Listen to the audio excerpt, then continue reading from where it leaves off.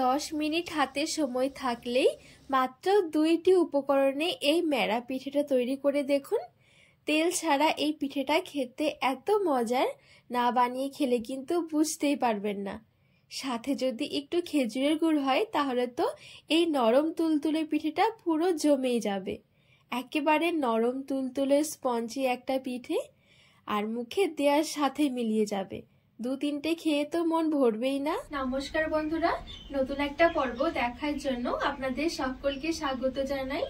আজকে তৈরি করে দেখাবো মেরা পিঠে। মাত্র 10 মিনিট হাতে সময় থাকলেই ঝটপট এই পিঠেটা তৈরি করে নিতে পারেন। তেল ছাড়া এই ভাপা পিঠেটা খেতে কিন্তু ভীষণ ভালো লাগে, বানানো তো একদমই সহজ। তো চলুন খুবই সহজভাবে বানিয়ে দেখাবো, আশা করছি আপনাদের অনেক ভালো লাগবে। তো সবার প্রথমে গ্যাস ধরিয়ে আমি এখানে একটা কড়াই বসিয়ে দিয়েছি। এবারে কড়াইয়ের মধ্যে আমি এখানে একটা কাপ নিয়েছি, কাপ না থাকলে যে কোনো একটা বাটি নিয়ে নেবেন। তো কাপ মেপে দিয়ে দেব 2 কাপ জল।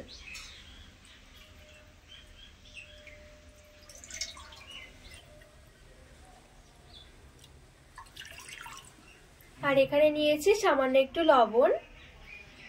এবারে এখানে নিয়ে নিয়েছি হাফ কাপের থেকে একটু বেশি মিহি করে কুড়িয়ে রাখা নারকেল কোড়া। ভালো করে নেড়ে ছেড়ে জলটা একটু ফুটিয়ে নেব।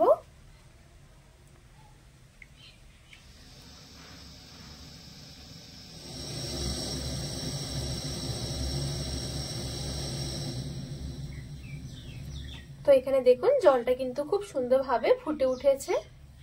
আর এইদিকে আমি নিয়েছি 1 কাপ সুজি। 1 কাপ সুজির জন্য কিন্তু 2 কাপ জল দিতে হবে। এবারে এই সুজিটা অল্প অল্প করে দিয়ে মেশাতে থাকবো।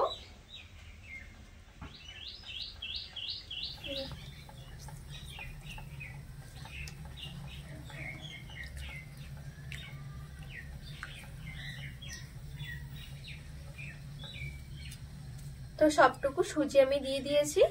এবারে নেড়ে ছেড়ে একটুখানি রান্না করে নেব সুজিটা। এখন কিন্তু গ্যাসের আঁচটা একটু হালকা রাখতে হবে, না হলে খুব তাড়াতাড়ি করে কিন্তু জলটা টেনে নেবে।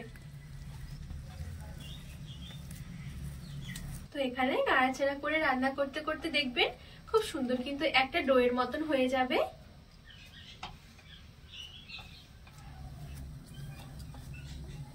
তো দেখুন খুব সুন্দর কিন্তু জড়ো হয়ে একসাথে হয়ে গেছে আর ডোয়ের মতন হয়ে গেছে।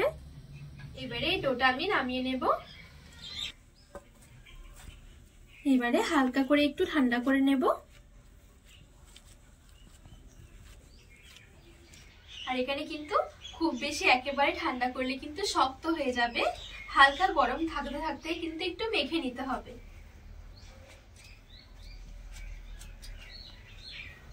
আর একটু ভালো করে মেখে নিতে হবে। তো এখানে দেখুন খুব সুন্দরভাবে আমি একটা মসৃণ ডো মেখে নিয়েছি। এবারে এখান থেকে আমি অল্প অল্প করে নিয়ে নেব আর মেরা পিঠেগুলো তৈরি করে নেব। তো এখানে কিছুটা নিয়ে নিয়েছি। এবারে 2 হাতের মধ্যে নিয়ে নেব, নিয়ে একটু গোল করে নেব। তো এই দেখুন খুব সুন্দরভাবে কিন্তু আমি গোল করে নিয়েছি। এবারে ঠিক এইভাবে করে 2 সাইড থেকে একটু সুচালো মতন করে দেব।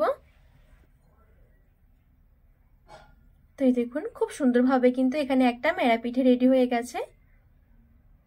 তো সেম ভাবে আমি আর একটা পিঠে তৈরি করে দেখাচ্ছি। খুব বেশি বড় করব না, একটু ছোট ছোট করে পিঠেগুলো তৈরি করব। 2 হাতের মধ্যে নিয়ে প্রথমে একটু গোল করে নিতে হবে। এবারে ঠিক এইভাবে করে ধরে 2 সাইড থেকে এরকম করে একটু সুচালো করে নেব। তো এই দেখুন খুব সুন্দরভাবে কিন্তু এখানে আরো একটা পিঠে রেডি হয়ে গেছে। তো বাদ বাকি সবগুলো পিঠে আমি একইভাবে করে রেডি করে নেব।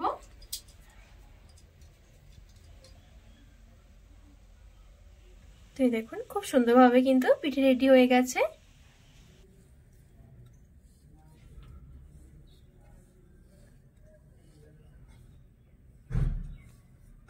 এখানে দেখুন সবগুলো আমি মেরা পিঠে খুব সুন্দরভাবে রেডি করে নিয়েছি।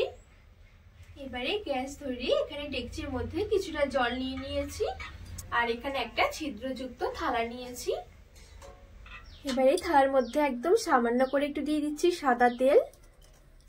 একদমই সামান্য দিলে হয়ে যাবে। তেলটা দেওয়ার কারণে কিন্তু পিঠেগুলো থালার মধ্যে লেগে যাবে না। এবারে থালার মধ্যে পিঠেগুলো নিয়ে নেব। পিঠেগুলো একটু খুব সুন্দরভাবে একটু ছড়িয়ে নেব। এবারে ঢাকা চাপা দিয়ে 10 মিনিটের জন্য মিডিয়াম আঁচে রেখে দেব। তো এখানে 10 মিনিটের মতন হয়ে গেছে। এবারে ঢাকনা খুলে নেব।